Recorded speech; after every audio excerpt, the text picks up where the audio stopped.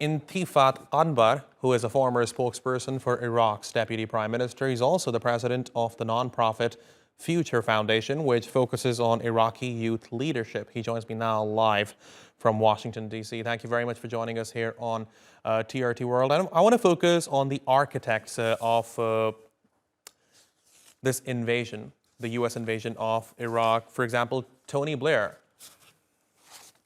What has the international community done to hold him accountable for what he did to Iraq?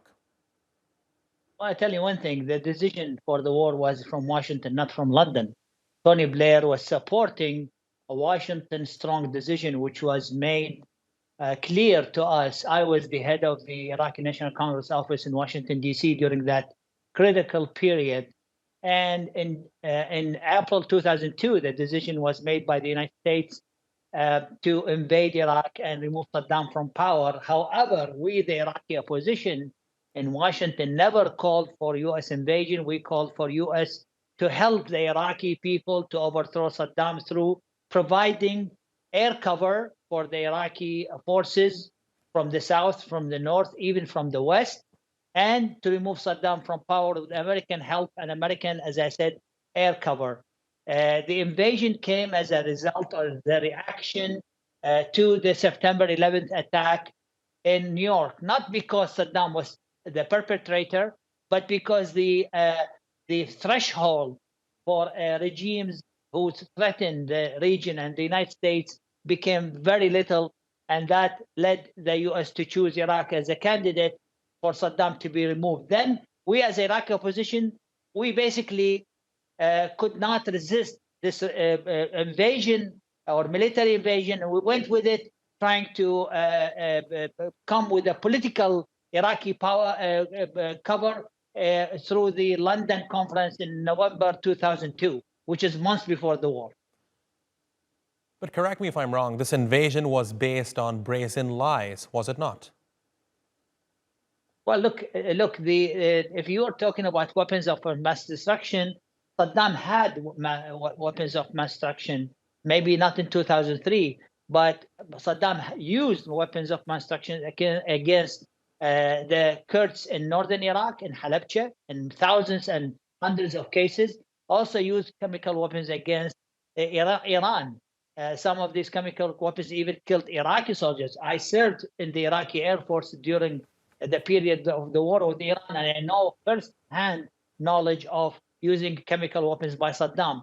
The fact that the United Nations or the U.S. inspector didn't find chemical weapons will not clear Saddam from his killing of millions of Iraqi people and devastating the country. What has happened after 2003, we had very bad government, very bad corruption, but that does not legitimize a nostalgia to a dictatorship regime like Saddam. We have to find a third way better for Iraq. Okay, let's put the matter of weapons of mass destruction to rest for a second here.